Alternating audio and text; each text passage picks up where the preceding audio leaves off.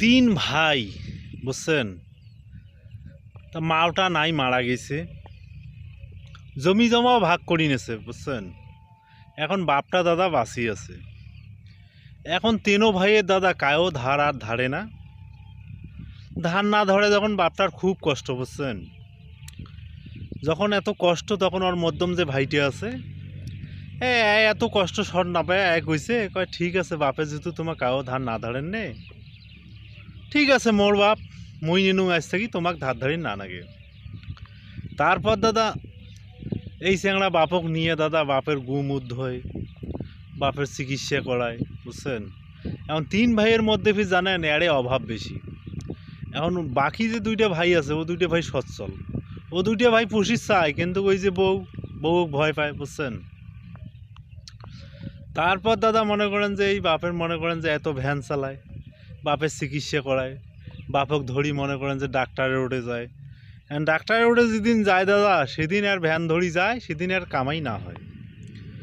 তা কামাই না হয় এত করে নিগে আনা করে বাপক ডাক্তারের ওঠে। তো একদিন এলা বাপক কয়েছে বাবা আজ তো মুই সারাদিন ভ্যানও চলে না পানো, ডাক্তারের ওঠে সারাদিন গেল, তা আজ তো খরচ নাই বাড়িতে, আজ খামো কি। তোর বাপ এলা কয়েছিল কি কয় বাবা আল্লাহ তোকে আপনি উদ্ধার করবে রে, আল্লাহ তোর এন্তন অভাব না থইবে, আল্লাহ তোকে আপনি রহমত করবে। তারপর দাদা এইভাবে মনে করেন যে বাপক নিয়ে যায়, আর বাপও এক দোয়া দেয় বুঝছেন।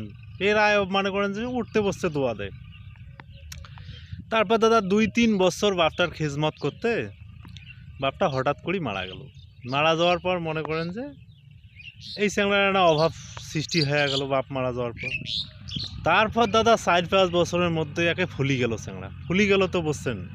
চ্যাংড়া একেবারে সেই রকম আল্লাহ রহমত করেন। আর অর্থনৈতিক অবস্থা ওমা দুই ভাইয়ের চেয়ে ভালো বুঝছেন। দুই ভাইয়ের চেয়ে যখন ভালো তখন আর বাকি দুই ভাই যে আছে এমরা ফির কানাকানি করেছে, কয় ব্যাপারটা কী রে, এত তাড়াতাড়ি এত কিছু করিলে আর কোনো। আরে আল্লাহর রহমত যে ওর পাকে আছে, বাপের দোয়া যে আছে, অক ঠেকাইবি কায় ভাই। কথায় কয় না, যদি থাকে বাপ মায়ের দোয়া দুনিয়া তার অক ঠেকাইবি কায় ভাই বুঝছেন।